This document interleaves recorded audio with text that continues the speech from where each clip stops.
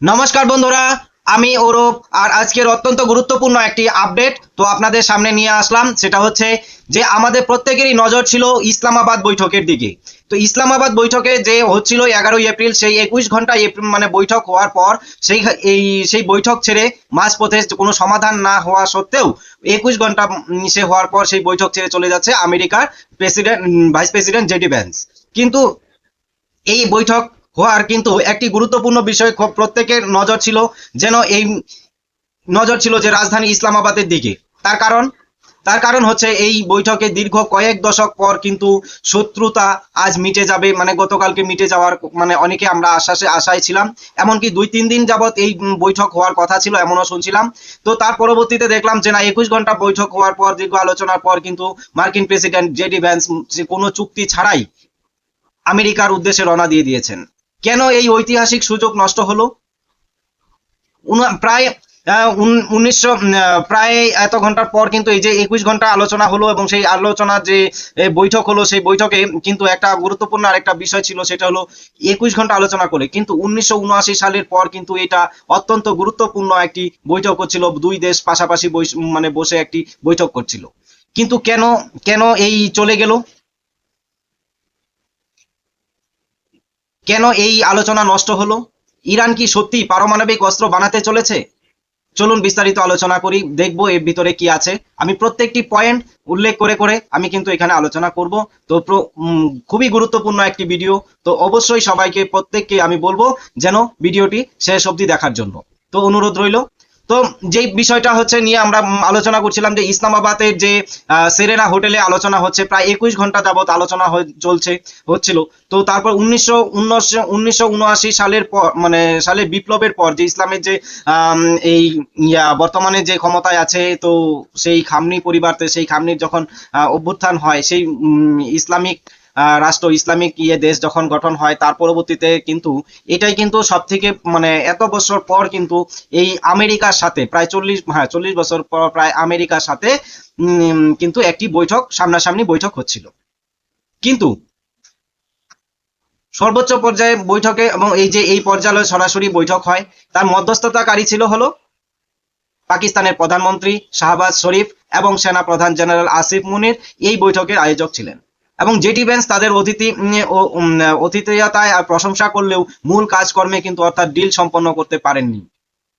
মর্যাদার তথ্য দিক দিয়ে হচ্ছে ডোনাল্ড ট্রাম্পের জামাই, ঠিক আছে, জামাত জেরেড কুশান এর প্রতিনিধি দলও কিন্তু এই বৈঠকের মধ্যে ছিল, যা বৈঠকের গুরুত্ব কিন্তু বহুগুণ বাড়িয়ে দিয়েছিল। কেন কেন এই আলোচনা ব্যর্থ হলো?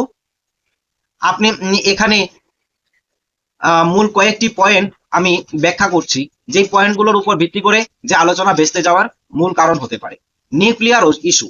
প্রথম যেটা গুরুত্বপূর্ণ হচ্ছে নিউক্লিয়ার ইস্যু। তা আমেরিকার দাবি ছিল যে ইরানকে লিখিত গ্যারান্টি দিতে হবে যে তারা ভবিষ্যতে কখনো পারমাণবিক অস্ত্র তৈরি করবে না, কিন্তু ইরান একে তাদের সার্বভৌমত্বের উপর আঘাত হিসেবে দেখছে। ইরান তাতে সম্মত হয়নি। আর হরমুজ প্রণালী, ইরানের এই সমুদ্রপথ নিয়ন্ত্রণ ছাড়াতে কিন্তু নারাজ। কিন্তু বিশ্ব তেলের এক অংশ, মানে বড় একটি অংশ কিন্তু এদিক দিয়েই যায়। আমেরিকা চেয়েছিল এখানে ফ্রি নেভিগেশন, কিন্তু ইরান কিন্তু ইরান একে দর কষাকষি অস্ত্র হিসেবে ব্যবহার করেছে। আর আমরা জানি যে এই হরমুজ প্রণালীটা কিন্তু ব্যবহার করে ইরান কিন্তু যুদ্ধের একটি গেম চেঞ্জার হিসেবে ব্যবহার করেছে, সেটা আমরা জানি। জেডি ভেন্সের বক্তব্য ছিল যে আমার এই যে এই সম্মেলন হয়েছে, এবং এই জেডি ভেন্স সংবাদ মাধ্যমে স্পষ্ট করে বলেছেন যে আমরা আমাদের সর্বশেষ এবং সেরা প্রস্তাব দিয়ে দিয়েছি, কিন্তু এই সিদ্ধান্ত এখন ইরানের হাতে। তো পাল্টা জবাব হিসেবে কি ইরানের পাল্টা জবাব কি ছিল? ইরানের পররাষ্ট্র মন্ত্রণালয় কিন্তু মুখপাত্র ইসমাইল বাঘাই জানিয়েছেন যে আমেরিকা এমন কিছু দাবি করেছে যা অযৌক্তিক এবং অসম্মানজনক। তারা শুধু তাদের বৈধ অধিকার রক্ষা করতে চায়। ইরান চেয়েছিল তাদের উপর থেকে সমস্ত অর্থনৈতিক নিষেধাজ্ঞা অবিলম্বে তুলে নেওয়া হোক, এবং আমেরিকার বাজেয়াপ্ত কোটি কোটি টাকা এবং ডলার এগুলো ফেরত দেওয়ার জন্য, যেগুলো ফ্রিজ করে রেখে দিয়েছিল। তো এখন ঘটনা হচ্ছে এই যে আরেকটা জিনিস এই জায়গা থেকে গুরুত্বপূর্ণ যে বিষয়টা হচ্ছে, আমেরিকা যেমন চাচ্ছিল যে এই যুদ্ধটা তাড়াতাড়ি শেষ হয়ে যাক, আর ইরানও চাচ্ছিল যে এই যুদ্ধটা শেষ হয়ে যাক। তার কারণ এই দীর্ঘ 40 মানে এই 40-45 মানে এই গত ফেব্রুয়ারির 28 তারিখ থেকে যে যুদ্ধটা সংঘর্ষ চলছে, সেই সংঘর্ষে কিন্তু অনেকেই উভয়েরই কিন্তু ক্ষতি হয়েছে। ইরানের হয়তো একটু বেশি হয়েছে, আমেরিকার কম হয়েছে, কিন্তু 1 লাখের উপরে কিন্তু ইরানের ইনফ্রাস্ট্রাকচার কিন্তু নষ্ট হয়ে গিয়েছে। ঠিক আছে, তো আরো অনেক প্রায় 2000-এর মতন মানুষ সেখানে নিহত হয়েছে। তো এই সমস্ত বিষয়গুলোর উপর ভিত্তি করে কিন্তু যুদ্ধ যদিও কাম্য নয়, তারপরেও এমন হয়েছে। তো ইরানের কিন্তু এইদিকে কিন্তু অনেকটাই ক্ষতি হয়েছে, সেই তুলনায় কিন্তু আমেরিকার শুধু আর্থিক ক্ষতি, আর কিছু হয়তো 15-20 জনের মতন তাদের সেনাবাহিনী নিহত হয়েছে, এতটুকুই জাস্ট। আর কিছু আর্থিক ক্ষতি কিছু নিয়ে হয়েছে, কিন্তু ইরানের কিন্তু অনেক মানে অনেক মানুষ যেমন নিহত হয়েছে, তার পাশাপাশি অনেক ধ্বংস হয়েছে, অনেক কিছু। তো সেই জায়গায় দাঁড়িয়ে কিন্তু এক প্রকার আর ইরানেরও উচিত ছিল এই জায়গায় একটু নত শিকার হয়ে ডিল করার জন্য। কিন্তু এই যে ডিলটা যে করবে, এই আমেরিকার কথাতে যে ডিল করবে বা চুক্তি করবে, আমেরিকাকে কি বিশ্বাস করে আদৌ? আর আমেরিকা কি বিশ্বাসের যোগ্য?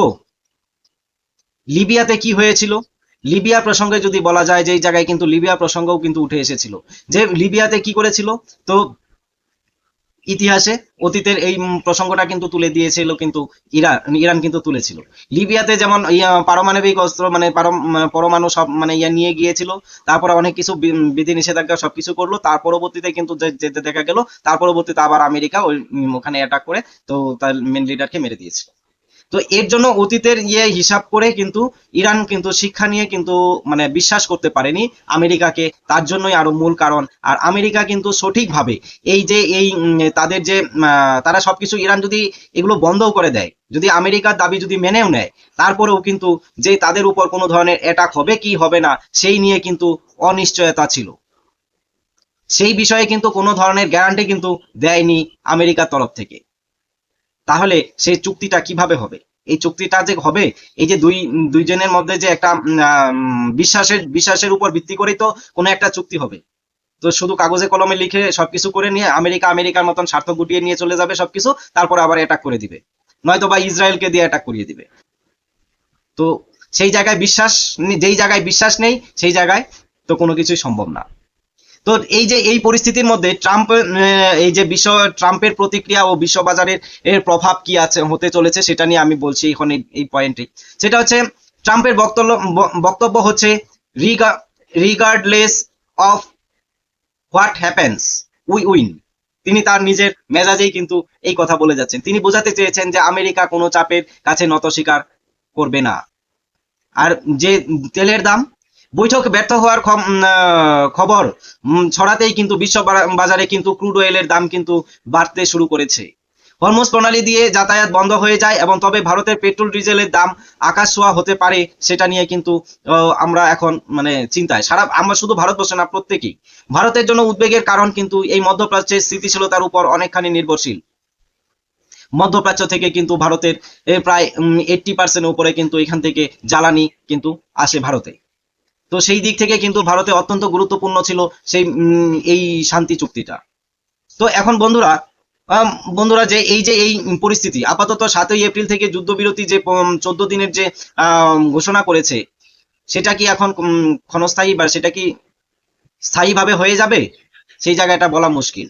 পাকিস্তান মানে সরকার কিন্তু দুই পক্ষকে রাজি করাতে অনুরোধ করছে। তবে আপনার কি মনে হয়, আমেরিকা কি শেষ পর্যন্ত রাজি হবে, নাকি মধ্যপ্রাচ্যের এক বড় ধরনের যুদ্ধ দিকে এগোচ্ছে? কমেন্টে অবশ্যই জানাবেন। আর ভিডিওটি যদি ভালো লাগে অবশ্যই লাইক কমেন্ট শেয়ার করে পাশে থাকবেন। আপনাদের ভালোবাসা পেয়ে আগামী দিনে এগিয়ে যেতে চাই। সবাই ভালো থাকবে, সুস্থ থাকবে। আবারও দেখা হবে পরের ভিডিওতে। জয় হিন্দ।